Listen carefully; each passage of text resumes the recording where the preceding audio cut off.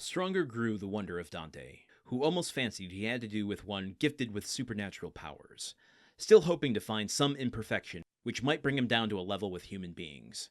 He added, "Then, if you were not furnished with pens, how did you manage to write the work you speak of? I made myself some excellent ones, which would be universally preferred to all others if once known.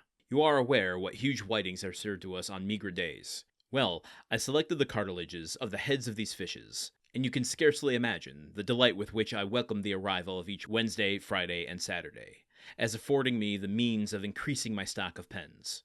For I will freely confess that my historical labors have been my greatest solace and relief. While retracing the past, I forget the present, and traversing at will the path of history, I cease to remember that I am myself a prisoner." "But the ink," said Dante. "Of what did you make your ink?" "There was formerly a fireplace in my dungeon," replied Faria, "but it was closed up long ere I became an occupant of this prison. Still, it must have been many years in use, for it was thickly covered in a coating of soot. This soot I dissolved in a portion of the wine brought to me every Sunday, and I assure you a better ink cannot be desired.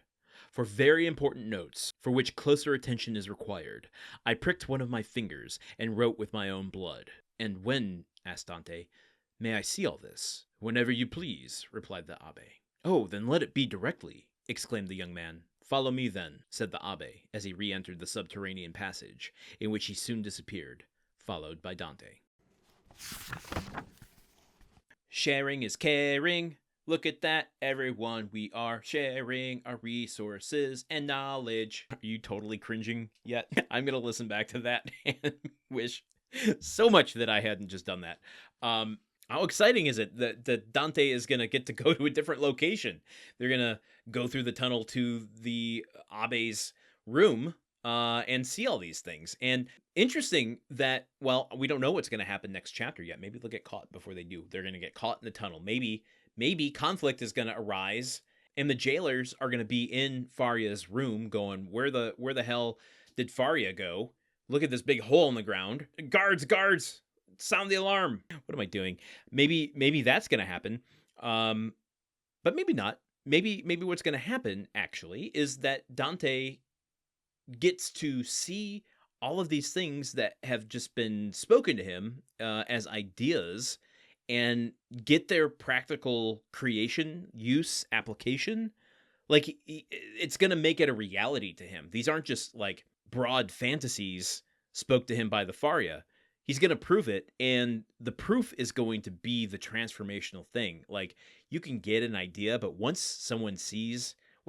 There's a axiom that says something like, no record can be broken until that record is broken, and then people can break that record more consistently. Oh my God, that's not how the axiom goes at all. But that's the sentiment behind it. Like, no one thought that a human being could run a mile in X amount of time. But once the first person ran that mile in X amount of time, then people could see that it was possible.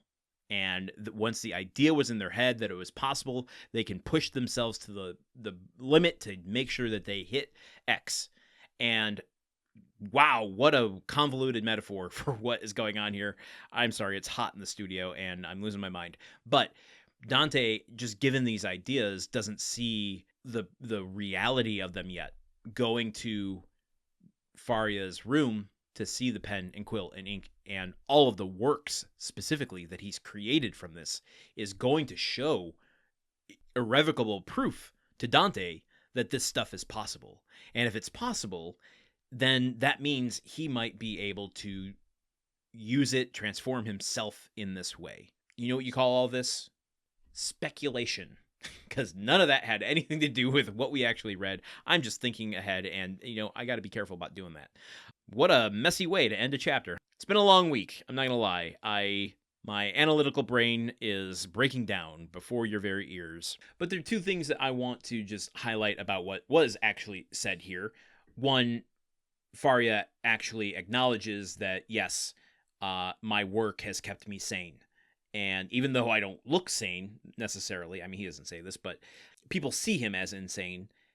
His work has kept him rooted to sanity by helping him escape the present into the histories of the past, or just the ideas in his mind.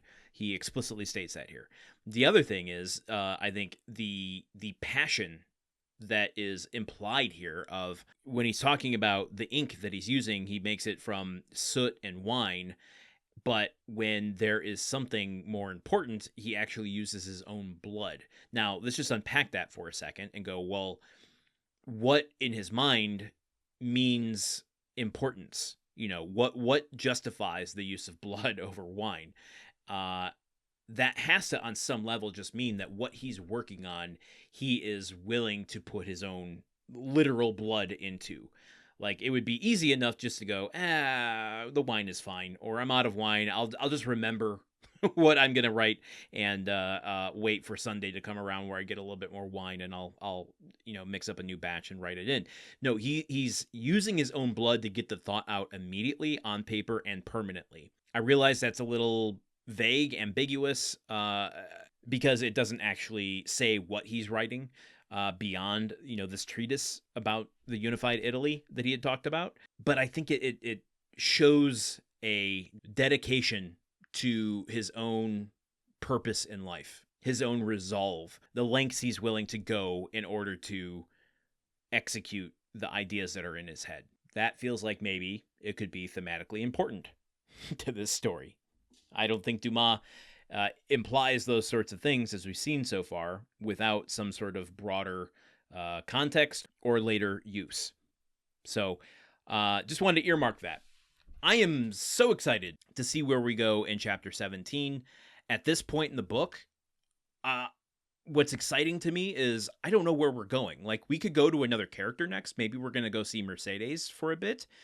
Maybe we go back to Villefort. Are we going to stay with Dante and Faria? TBD. I don't know. And that's exciting. Like, this is opening up so many possibilities, and I can't wait to get started on chapter 17. So I'm not going to make you wait either, except through this brief message about our Patreon. Patreon.com/gruntworkpod. I'm not trying to be a salesperson to all y'all here. It's just the concept of the show is that we're doing this for 4 years. It's been half a year so far, and we got a long way to go. Your contributions can start for as little as $1 a month. There's no pressure. You can cancel anytime. And they go to helping keep the show on the air, our hosting, our promotion, the network of other shows, and keeping it ad-free. So can you imagine if there were ads on these short-ass episodes? My God, I would never do that to you. But your contributions at patreon.com/gruntworkpod for as little as $1 go a long way to keeping that a reality. And as a thank you, I am giving you the story-only audio of each chapter. So as of today, you can go get chapter 16, as well as chapters 1 through 15.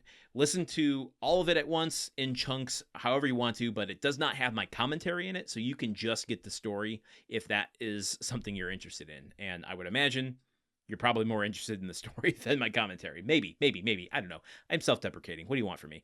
If you can't do that, rating and reviews over at Apple Podcasts or Spotify go a long way. Just tap a 5-star would be so great. If you can take a moment and just write even a one-word review on your 5-star, that would be even better. If you can't do that, tell a friend, tell a family member, tell a stranger about the show, help them find it.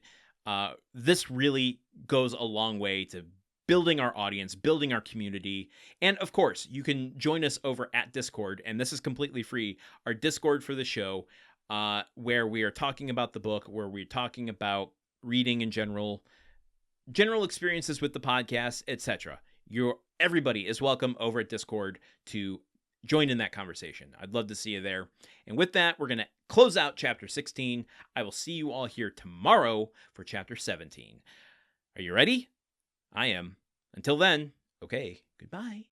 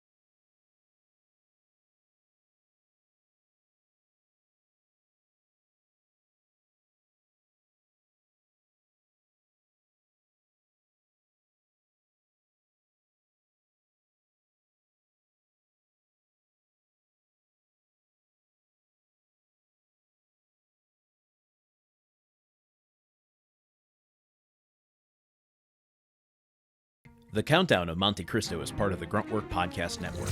This show is produced, edited, and hosted by Landon Solano. The original text of The Count of Monte Cristo by Alexander Dumas. Theme song by Magic Solo. If you want to support the show and others like it, visit patreon.com/gruntworkpod. Thank you for listening. See you tomorrow.